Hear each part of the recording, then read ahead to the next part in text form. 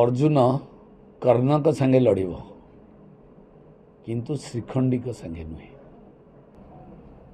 सर्वप्रथम मु आगे खोर्धावासी को मु कृतज्ञता जनाऊँगी जे से मानकर सेवा करिबा पई मते भारतीय जनता पार्टी निर्वाचन लड़वा को सुजोग देछि। खोर्धार विकास मोर प्रथम लक्ष्य। से लक्ष्य को साकार करिबा पई निर्वाचन होछि गोटे माध्यम। निर्वाचन रणनीति आपण पचारले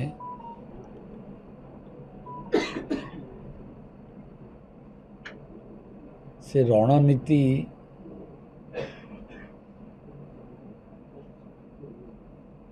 मते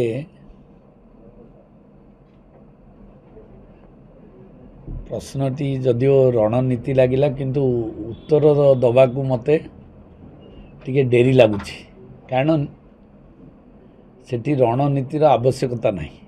वर्तमान जो परिस्थिति खोर्धार होईची भारतीय जनता पार्टी प्रति लोकंकर जो आग्रह रही एवं अतीत दिन रे जो नेतृवर्ग माने सेठी नेतृत्व नहीं तांकर कार्यकलाप को देखिला परे विशेष भाव में आमको निर्वाचन लड़िया पई किसी असुविधा नहीं। आउ भारतीय जनता पार्टी जीतबार बहुत सुविधा अच्छी। लड़ई विशेष भाव में विजु जनता दल सहित हवा संभावना लगुनि। मु भावुची कांग्रेस पार्टी सहित आमर लड़ई हम। अब भारतीय जनता पार्टी प्रार्थी निश्चित भाव में जीत। बीजेडी सहित लड़ई नहबार कारण है जो भाव में ओडिशा रे विजु जनता दल प्रति लोक मानकर आग्रह कमी जाइछि एवं विजु जनता दल सेठी दुर्बल हो पड़ी। तार कारण होछि विजु जनता दल जो नेतृत्व माने सेठी दायित्व नहीं थिले अतीत दिन रे लोक माने तांको देखिछंती कोभली भाव में कार्य करछंती। लोक मानकर समस्या को कोभली भाव समाधान करछंती एवं विजु जनता दल रो प्रतिनिधि माने जो माने पंचायत ठू आरंभ करी ब्लॉक चेयरमैन एवं विधायक अच्छे से कार्य किछि हिनी एवं से माने मध्य क्षुब्ध तांकु सरकारी स्तर रे से भली साहाय्य सहयोग मिलिनी। से मनरे मध्य असंतुष्ट भरिकी रही।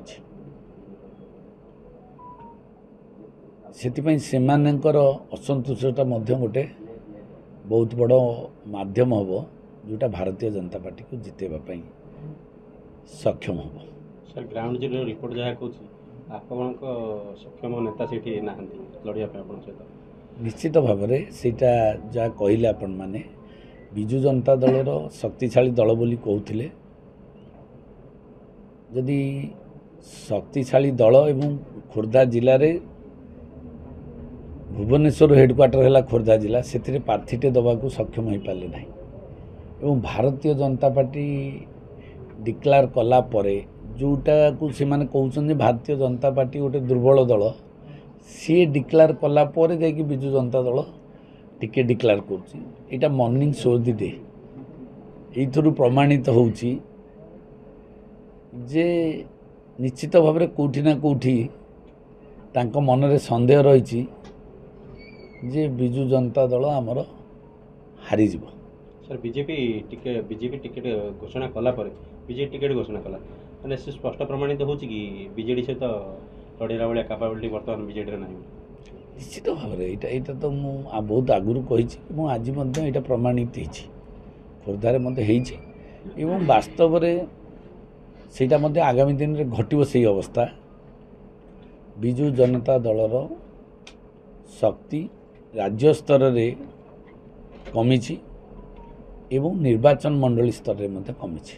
ଯେଉଁ କ୍ରେଜ୍ ଥିଲା ନବୀନ ବାବୁଙ୍କର ସେ କ୍ରେଜ୍ ଆଉ ନାହିଁ, କାରଣ ନବୀନ ବାବୁ କ୍ରେଜ୍ ଆମେ ଥିଲୁ ଦେଖିଥିଲୁ ବିଜୁ ଜନତା ଦଳରେ 2000, 2004, 2009, 2014, 2018 ଧୀରେ ଧୀରେ ଧୀରେ ଧୀରେ ଧୀରେ ଧୀରେ ତାଙ୍କ ବୟସ ସହିତ ତାଙ୍କର କ୍ରେଜ୍ ମଧ୍ୟ ଧୀରେ ଧୀରେ କମି କମି ଆସୁଛି। ବର୍ତ୍ତମାନ ଏବେ ଯେଉଁ ଅବସ୍ଥା ଆସିଛି ନବୀନ ବାବୁଙ୍କର ଅସୁସ୍ଥତା ଯୋଗୁଁ, ନବୀନ ବାବୁଙ୍କର ଘରୁ ନ ବାହାରିବା ଯୋଗୁଁ ଲୋକମାନଙ୍କର ଆସ୍ଥା ଟିକେ କମି କମି ଯାଇଛି ଏବଂ ନବୀନ ବାବୁଙ୍କ ପରିବର୍ତ୍ତେ ଆଉ କିଛି ଅଫିସରମାନେ ଯେଉଁଭଳି ଭାବରେ ଏ ଦେଶର ବ୍ୟବସ୍ଥାଟାକୁ ସରକାରୀ ବ୍ୟବସ୍ଥାଟାକୁ ଚଳାଉଛନ୍ତି, ରାଜନୈତିକ ବ୍ୟବସ୍ଥାକୁ ଚଳାଉଛନ୍ତି, ଏଇଟା ଜନସାଧାରଣ ପାଖକୁ ଚାଲିଗଲାଣି। ଫଟୋ ଜଣଙ୍କର, ଶାସନ କରୁଛି ଆଉ ଜଣେ ଏବଂ ସେ ଶାସନ ବି ଯଦି ଆମ ଓଡ଼ିଆ ଲୋକ କିଏ କରୁଥାନ୍ତେ, କୌଣସି ପ୍ରଶାସନିକ ଅଧିକାରୀ ହେଉ କି ରାଜନୈତିକ ନେତା, ଲୋକ ବି ତାକୁ ଗ୍ରହଣ କରିଥାନ୍ତେ। କିନ୍ତୁ ଯେହେତୁ ଏ ଦୁଇଟା ନହେଲା, ଏଇଟା ଓଡ଼ିଆମାନଙ୍କର ଗୋଟେ ସେଣ୍ଟିମେଣ୍ଟକୁ ଏଇଟା ହଟ୍ କରୁଛି। ଓଡ଼ିଆର ସ୍ୱାଭିମାନ ସମ୍ମାନ ପ୍ରତି ଏଇଟା ଗୋଟେ କୁଠାରଘାତ ହେଉଛି। ଏକଥା ଆମ୍ ଜନତା, ସାଧାରଣ ଜନତାଙ୍କ ମନରେ ଏ ପ୍ରଶ୍ନବାଚୀ ତିଆରି ହେଇଛି। କିନ୍ତୁ ଖୋର୍ଦ୍ଧାର ମୁଁ ପିଲା, ଖୋର୍ଦ୍ଧାର ମୋ ଜନ୍ମ ମାଟି, ଟାଙ୍ଗୀ ବ୍ଲକରେ ମୋର ଘର, ଯେଉଁ ବ୍ଲକରେ 1,35,000 ଭୋଟ୍, ବର୍ତ୍ତମାନ ଖୋର୍ଦ୍ଧାର 2,45,000 ଉର୍ଦ୍ଧ୍ୱ ଭୋଟ୍ ହେବ, ସେଥିରେ 1,35,000 ଭୋଟ୍ ହେଉଛି ଟାଙ୍ଗୀ ବ୍ଲକର। ଆଉ ମୁଁ ସେଠି 50 ବର୍ଷ ଧରିକିରି, ମୋତେ 50 ବର୍ଷରୁ ଉର୍ଦ୍ଧ୍ୱ ହେଲାଣି, ମୁଁ ସେଇଠି ସେଇ ମାଟିରେ ବଢ଼ିଛି ଏବଂ ବାହାର ନିର୍ବାଚନ ମଣ୍ଡଳୀରେ ମୁଁ ନେତୃତ୍ୱ ନେଇକି ଆସିଛି, ବିଧାୟକ ଭାବରେ ଆସିଛି। ତେଣୁକରି ମୋ ନିର୍ବାଚନ ମଣ୍ଡଳୀ ଲୋକ ଖୋର୍ଦ୍ଧା ବ୍ଲକ ହେଉ, ଖୋର୍ଦ୍ଧା NEC ହେଉ, ବହୁ ଦିନର ମୋର ଆଶା ଥିଲା 2000 ମସିହା 2004 ମସିହାରେ ମୁଁ ବିଧାୟକ ଲଢ଼ିବା ପାଇଁ ମୋର ସୁଯୋଗ ଥିଲା, ଇଚ୍ଛା ଥିଲା, କିନ୍ତୁ ହୋଇପାରିନଥିଲା। ତ 2024ରେ ଯେଉଁ ଉତ୍ସାହ ଲୋକଙ୍କ ଭିତରେ ରହିଛି ଯେ ପ୍ରଶାନ୍ତ ଜଗଦେବ ଆସିବ, ଆମ ଅଞ୍ଚଳର କିଛି କାର୍ଯ୍ୟ କରିବ ଏବଂ ନିଜ ଭିଟା ମାଟି, ନିଜ ଅଞ୍ଚଳ ପାଇଁ, ଖୋର୍ଦ୍ଧା ନିର୍ବାଚନ ମଣ୍ଡଳୀ ପାଇଁ ବିକାଶ କରିବ, ଏ ଲୋକଙ୍କର ସେ ବିଶ୍ୱାସ ରହିଛି। ଯେଉଁ ବିଶ୍ୱାସର ପ୍ରତିଫଳନରେ ମୁଁ ଭାବୁଛି ନିଶ୍ଚିତ ଭାବରେ ଯେଉଁ ମାର୍ଜିନରେ ମୁଁ ଜିତିକି ଆସିଛି, ତାଠୁ ଅଧିକ ମାର୍ଜିନରେ ଖୋର୍ଦ୍ଧାରେ ମୁଁ ଜିତିବି। ଶେଷ ଡାଇଲଗ କ'ଣ ରହିବ ବିରୋଧୀମାନଙ୍କ ପାଇଁ? ଶେଷ ଡାଇଲଗ କ'ଣ ରହିବ ବିରୋଧୀମାନଙ୍କ ପାଇଁ? କ'ଣ ରହିବ ଡାଇଲଗ? ଆପଣ ଡାଇଲଗ ସବୁବେଳେ ଫେମସ୍ ହୁଏ ଆଉ ବହୁତ ଭାଇରାଲ ମଧ୍ୟ ହୁଏ। ଅର୍ଜୁନ କର୍ଣ୍ଣଙ୍କ ସାଙ୍ଗେ ଲଢ଼ିବ, କିନ୍ତୁ ଶ୍ରୀଖଣ୍ଡୀଙ୍କ ସାଙ୍ଗେ ନୁହେଁ।